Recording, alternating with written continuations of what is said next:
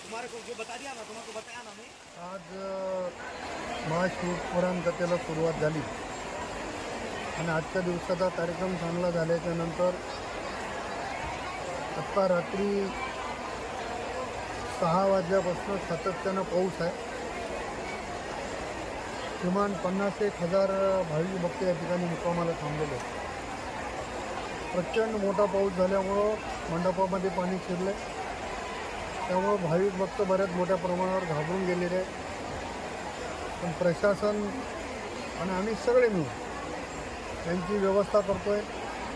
Home garden रिकामा केलेलं आहे, नागार्जुना पब्लिक स्कूल रिकामी केलेली आहे, कवट्याचा गुरुद्वारा रिकामा केलेला आहे आणि स्कूल बस असतील, पोलीस बस असतील, गुरुद्वाऱ्याच्या बस असतील, शर्मा ट्रॅव्हल्सच्या असतील, या सगळ्या बसेस या सगळ्या लोकांना आम्ही हलवणार आहोत. कोणी काळजी करण्याची आवश्यकता नाही आहे. माननीय जिल्हाधिकाऱ्यांशी माझं बोलणं झालं, पोलीस अधीक्षकांशी माझं बोलणं झालं, अतिरिक्त पोलीस अधीक्षक आणि सर्व मंडळी या ठिकाणी आलेली आहे.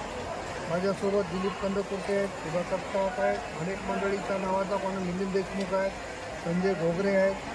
सगळी मंडळी या कामामध्ये येते. पोलीस डिपार्टमेंटचे सगळे लोक या ठिकाणी कामामध्ये आहेत. महानगरपालिकेचे लोक देखील आलेले आहेत. पाणी काढून देण्याचं काम देखील मोठ्या प्रमाणात थोड्या वेळामध्ये पाऊस कमी होईल अशी परमेश्वराकडे प्रार्थना करतो आणि कोणी भयभीत व्हायची गरज नाही.